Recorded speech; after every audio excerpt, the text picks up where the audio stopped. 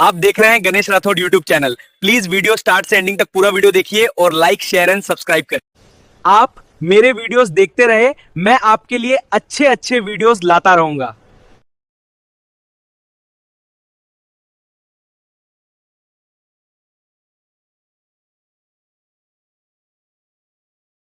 आदिलाबाद में सब कुछ फिर से शुरू करना था। पुरानी कॉटन जिनिंग फैक्ट्री में दत्ता राठौड़ को नाइट ड्यूटी मिल गई, वॉचमैन का काम। महीने के सिर्फ 1000 रुपए, परिवार के लिए बहुत कम, पर मजबूरी में वही स्वीकारना पड़ा। रात की हवा में मशीनों की आवाज मिलकर एक अजीब सन्नाटा बनाती थी। दत्ता अपनी लकड़ी की कुर्सी पर बैठकर हर आठ को देखते हुए बच्चों के भविष्य के बारे में सोचता रहता। विमल का संघर्ष। दिन में विमलबाई उसी जिनिंग फैक्ट्री में काम पर लग गई।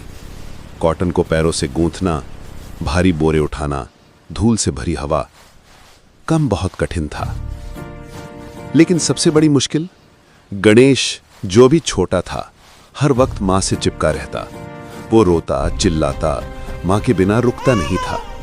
इसलिए विमल एक लंबा कपड़ा लेकर गणेश को अपनी पीठ पर बांध लेती और फिर कपास घूमती। तेज धूप और मशीन की गर्मी में उसका पसीना और बच्चे का रोना मिलकर एक दर्द भरी दिनचर्या बन गए थे। कभी जब गणेश ज्यादा रोता तो विमल आसपास पड़े गिरे हुए नारियल के खोल और रस्सी से एक झूला बना देती। पिन्नी की पतली रस्सी से झूला बांधकर गनू यानी गणेश को उसमें हिलाती। धीरे धीरे बच्चा सो जाता। काजल और श्याम समझदार थे। मां को परेशान न करे इसलिए चुपचाप धूल में बैठकर खेल जेते या कपास बीनने में मदद करते। रात को सोने की जगह भी नहीं थी। फैक्ट्री के बाहर जहां लॉरी का बड़ा कांटा मशीन था, वहीं कोने में पूरा परिवार रात गुजारता। खुला आसमान, ठंडी हवा और मशीनों का शोर। फिर भी विमल और दत्ता बच्चों को अपने बीच में लेकर सो जाते। ऐसे ही कई दिन निकल गए। हर दिन मेहनत, हर रात चिंता। काम से निकाला गया। एक दिन गणेश बहुत रो रहा था। विमल काम बार बार छोड़कर बच्चे को संभालने जा रही थी। हमेशा चिल्लाने वाला बड़े साहब गुस्से में बोला, बस हो गया, तुम्हारा काम से ज्यादा बच्चा का रोना चल रहा है, कल से मत आना, निकल जाओ। बस एक और सहारा छिन गया। नई मजबूरियां, नया काम। अब रहना था, खाना था, बच्चों को पालना था। इसलिए विमल ने कोई भी काम पकड़ना शुरू किया। कभी इमारतों में मिट्टी और सीमेंट मलना, कभी 3 मंजिल ऊपरी मंजिलों पर ईंटें पहुंचाना, कभी टमाटर तोड़ना, कभी कपास खेतों में चुगना, कभी घास उखाड़ना। उसके हाथ फट गए थे, पैरों में छाले पड़ गए थे, पर वो रुक नहीं सकती थी। दत्ता रात में वॉचमैन और दिन में घर के लिए चिंता करता। कभी कभी वो सोचता, क्या यही जिंदगी है?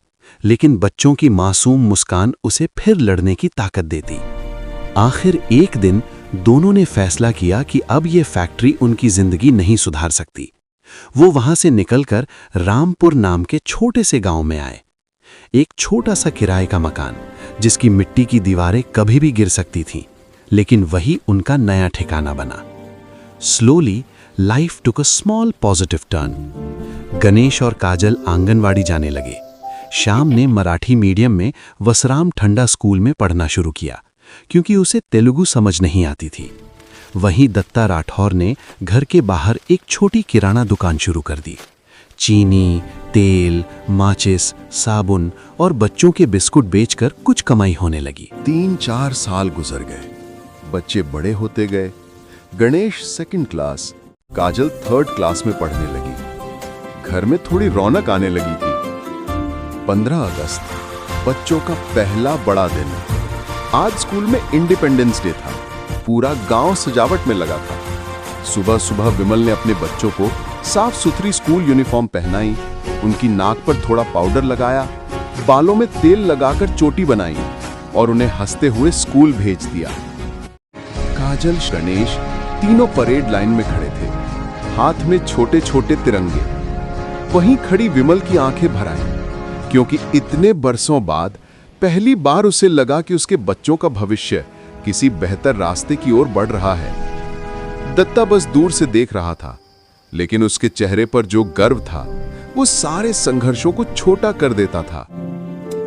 और ऐसे ही 3-4 साल गुजरते गए।